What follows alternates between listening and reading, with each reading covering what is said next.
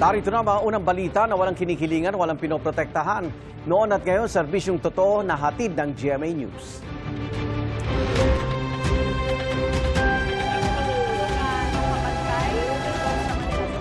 Wala na naman ho dito. Unang balita! Hinati ang mga silid-aralan sa President Corazon Elementary School sa Quezon City dahil sa dami ng mga estudyante ngayong school year 2026-2027. May unang balita live si James Agustin. James! Igang, good morning. Mas marami yung inaasahan ng mga estudyante sa pagbubukas ng school year dito sa President Corazon C. Aquino Elementary School sa Quezon City. Maaga nagsidatingan ng mga estudyante at kanilang mga magulang ngayong unang araw ng klase. Ayon kay Dr. Jerry Isip, ang principal ng PKS, nasa 8,500 na mga estudyante ang inaasahan ngayong school year mula kindergarten hanggang grade 6. Mas marami po yan kumpara sa 8,239 noong nakaraang school year. Ang nakikitang dahilan, mga transferi mula sa ilang barangay na nagkaroon ng sunog noong mga nakaraang buwan. Dahil dumami ang mga estudyante, nasa 45 classroom ang kinailangan na hatiin sa dalawa para tugunan ang kakulangan sa classroom. 1:33 ang teacher-student ratio habang 1:45 sa mas malalaking classroom. Pinaghandaan din ng eskwelahan ang pagpapatupad ng 3-term academic calendar ngayong school year. Samantala, Igan, ito nakikita nyo, nagpapatuloy yung programa dito sa PKS. Ngayong umaga, kaninang 5:45 a.m. ay nagkaroon na ng flag raising ceremony at pagbikas ng panatang makabayan. Ipapakita ko lamang po sa inyo yung footbridge. Dito lamang sa harapan nitong eskwelahan. Kanina po punong-puno po yan ng mga magulang, pero may mga pulis na nakabantay dyan at pinapaalalahanan yung mga magulang na magsiuwian na. Kasi karaniwan sa mga elementary school, yung separation ng site na sa unang araw ng eskwela. Pero wala pa naman tayo nakikita dito ng mga estudyante na umiiyak kanina. Pero may mga estudyante na ayaw magpaiwan sa kanilang mga magulang. Yan muna yung latest mula po rito sa PKS sa Quezon City. James Agustin, GMA News. Paalala ng LTFRB sa mga motorista ngayong balik eskwela, pairali ng disiplina at pag-iingat sa kalsada. Bago bumiyahe, siguraduhin maayos at tigtas ang inyong sasakyan. Sundin ang itinakdang speed limits, bigyan prioridad ang mga pedestrian o mga tumatawid lalo na sa mga school zone. Busina rin sa mga PUV at school service, huwag mag-overload ng mga pasahero at magbaba at magsakay lang sa tamang lugar.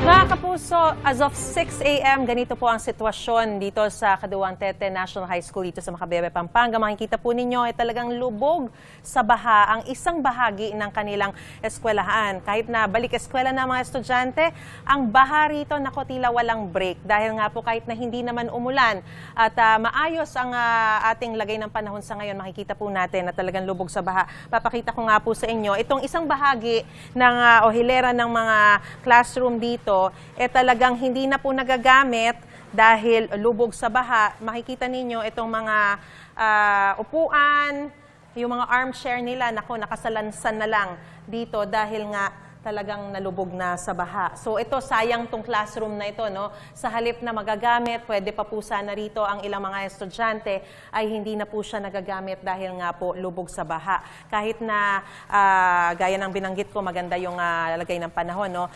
Hindi na po kasi humuhupa yung baha dito sa partikular na bahagi na ito. At ito rin pong nilalakaran kong ito ay may katabing ilog, kaya isa po ito sa nagiging sanhi ng problema ng paaralan. Kaya talagang pag tumas daw yung ilog, damay din po yung kanilang eskwelahan. So sa ngayon po, meron pong 22 classrooms na nagagamit ang mga junior and senior high school. Pero may mahigit 1,000 po silang estudyante, no? So gaano kalaki ang impact nitong problema na ito sa kanilang eskwelahan? Para bigyan po tayo ng kasagutan, makakausap po natin ang kanilang school principal na si Sir Raul de Maculangan. Magandang umaga po sa inyo, Sir Raul. So magandang umaga. Salamat po sa pagpapaunlak po. Maris. Opo. Una po sa lahat, gaano na po ba katagal itong problema po ninyo na lubog sa baha? Itong particular na bahagi po ito ng inyong eskwelahan. Pagdating ko na dito, Which was when? 2022, so ganito na po yung sitwasyon. Paano po nagsimula? Every time po kasi na magtataas tayo yung highway, naiiwan yung ating school Kaya talagang mababa po yung school. And pagdating ko, yung baha actually hanggang dito before. Oh. So nakapagtambak lang po tayo ng ilang portion. Kaya nagagamit na po namin yung mga mando doon. Paano niyo po sinubukang solusyonan itong problema ng baha rito? Ang una, we requested classrooms from the national government. And before may nag-soil testing. And we hope for that na 20 classroom ang mabibigay sa atin. But then, nagkaroon nga po ng problema sa national government.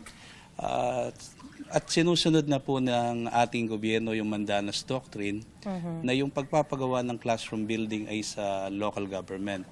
And sabi naman po ng provincial government, mayroon po kaming 6 hanggang 8 classrooms. Pero wala pa po. Tinibag na po natin yung Dinemolish na po mababa. yun. Oo. And naghihintay po tayo. So ito rin po, balak nyo rin po i-demolish, tapos lagyan na lang ng bagong classrooms? If mangyayari yun. Oo. Pero paano po kayo nag-adjust ngayon? Kasi syempre sabi, nagkaroon daw ng kakulangan ng mga classrooms dahil sa ganitong sitwasyon.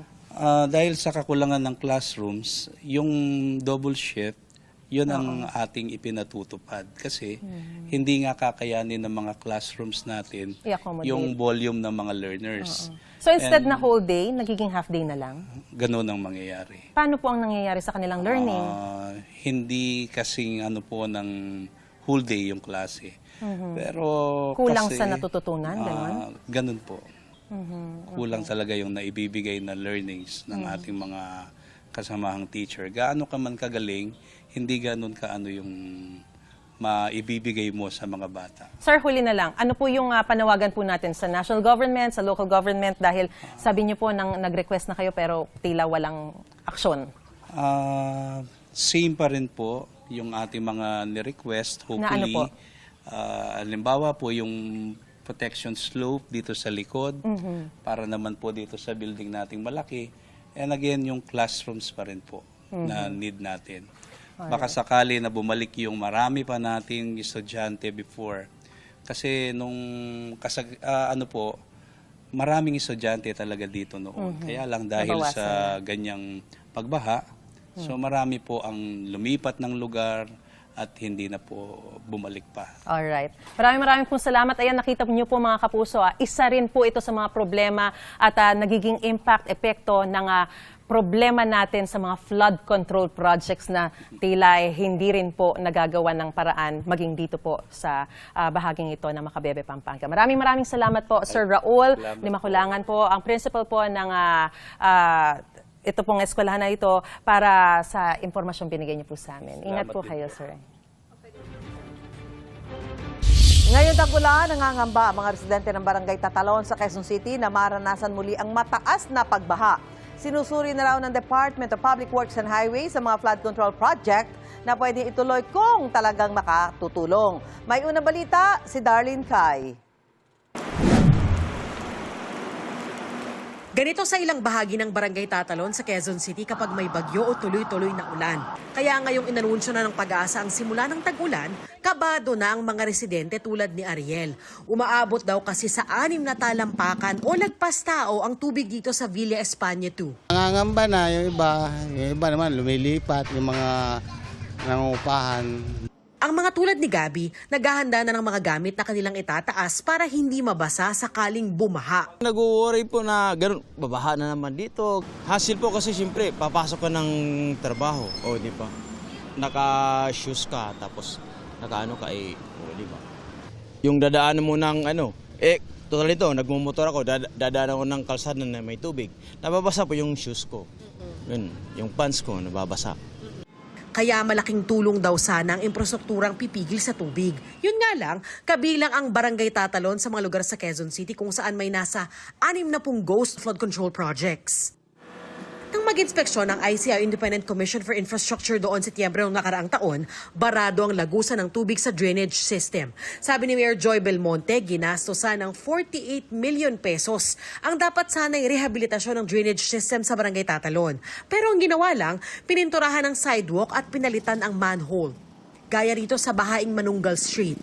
Ang naaapektuhan kami mga residente nandito. Wala naman tayo magagawa kahit mainis tayo eh. Panawagan nila, Maganda naman sana maayos na itong lugar namin. Mawala na yung baha rito. kasama raw ito sa mga pinag-aaralan ng DPWH kung dapat ituloy ayon kay Secretary Vince Dizon. Siguro, in the next few weeks, matatapos na yung assessment ng ating panel of experts. At pagka sinabi nila na dapat yung ituloy, itutuloy na natin kagad. Pero hindi na natin hinintay yun. Terminate na natin matagal na yung mga kontrata ng mga Diskaya dyan. Kasi sa pagkakaalam ko, Diskaya project din yan. Sabi ni Dizon, kailangan daw kasing dumaan sa pagsusuri ang flood control projects na nakitaan ng anomalya para malaman kung makatutulong talaga sila sa lugar. Kailangan talaga ma-establish muna natin kung yung project ba ay kailangan o hindi. And ang best way para gawin yon makipag-coordinate sa LGU. Sa kabuuan, nasa 40% raw ng mga natukoy na proyekto ang nakita ng DPWH na dapat ituloy. Isa riyan ay itong pumping station sa Villa España 2 sa Barangay Tatalon. Kaya kahit linggo, tuloy ang paggawa sa Phase 1 ng proyektong pinondohan ng mahigit 868 million pesos. Naghahanda naman na raw ang mga kauni ng Barangay Tatalon ngayong simulan na ng tag-ulan gaya ng declogging at paghahanda sa evacuation centers. Pero magiging malaking tulong daw sa kanila ang karagdagang flood control infrastructures. Sana more infra para mas papaitan pa po yung may liit po nating mga canals. Kailangan pa natin ng additional 50% para po totally talagang wala na pong pagbaha na magaganap po dito sa Tatalon. Tugon naman ng DPWH, tuloy din ang kanilang paghahanda sa tag-ulan kasabay ng mga imbestigasyon sa maanumalyang flood control projects. Ito ang unang balita. Darlene Kai, GMA News.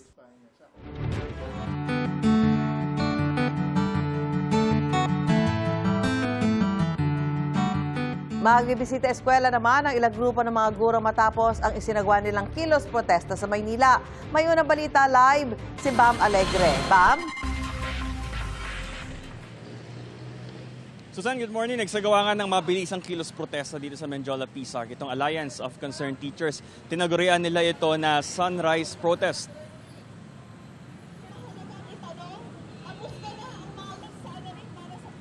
Nasa mahigit 20 ang mga membro nila na nagkilos protesta, bitbit ang mga panawagan at hinaing na nakalagay sa mga payong na blue at orange. Katulad dito ang pagdaragdag ng sweldo sa entry level ng mga guro sa halagang 50,000 pesos, pati ang mas mataas na budget para sa edukasyon.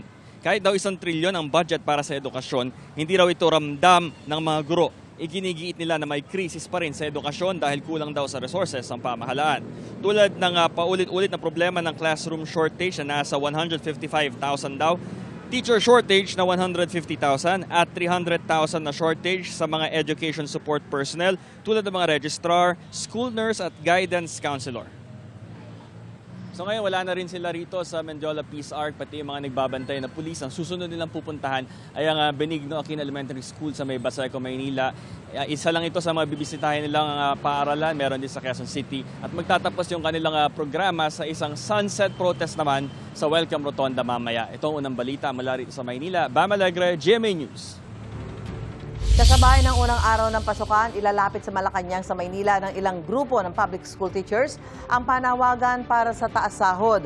Ayon sa Teachers Dignity Coalition, idadaos nila ang kilos protesta sa Menjola mamayang hapon. Yan ay para hindi maapektuhan ang morning classes. Panawagan nila ang aumento sa sahod na 15,000 piso.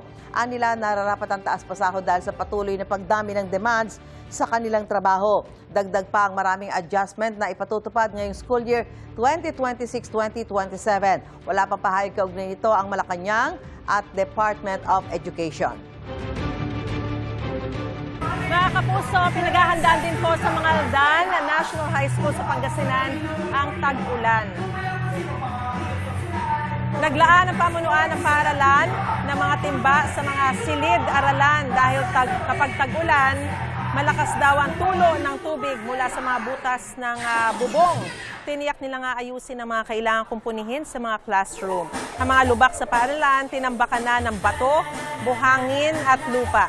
Isa po ang mga DAN National High School sa mga eskwelahang may pinakamaraming estudyante sa Region 1. Karaniwang bilang ng mga mag-aaral doon ay 8,000 at inaasahan mas mataas ang bilang nito ngayong school year.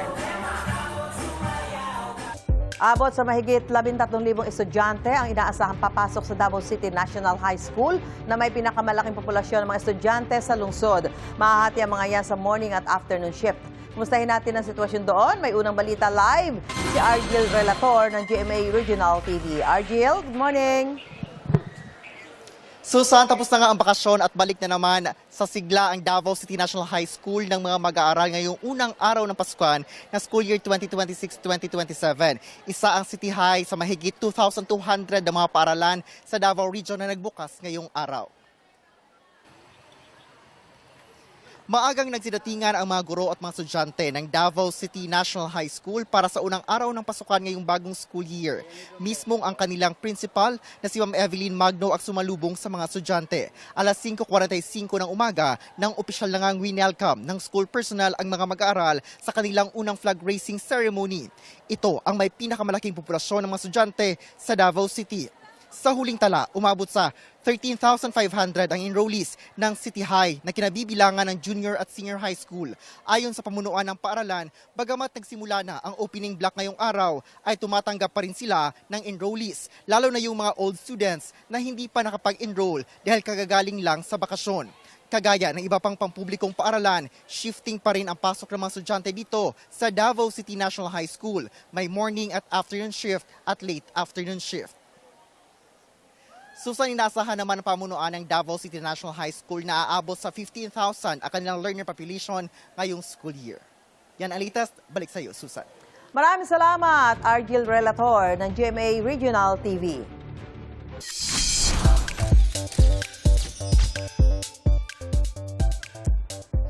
Nagpapagaling na si The Secrets of Hotel 88 stars Josh Ford matapos sumailalim sa nasal and ear surgery. Pinost si Josh itong weekend ang picture niya sa Facebook matapos sumailalim sa operasyon. Sabi ni Josh sa caption, naging successful ang kanyang operation at praying for smooth recovery. Nagpasalamat din si Josh sa mga kaibigan at fans na nagpaabot ng pagmamahal at suporta sa kanya. Napapanood si Josh sa GMA Prime na The Secrets of Hotel 88 bilang si Justin Almazan.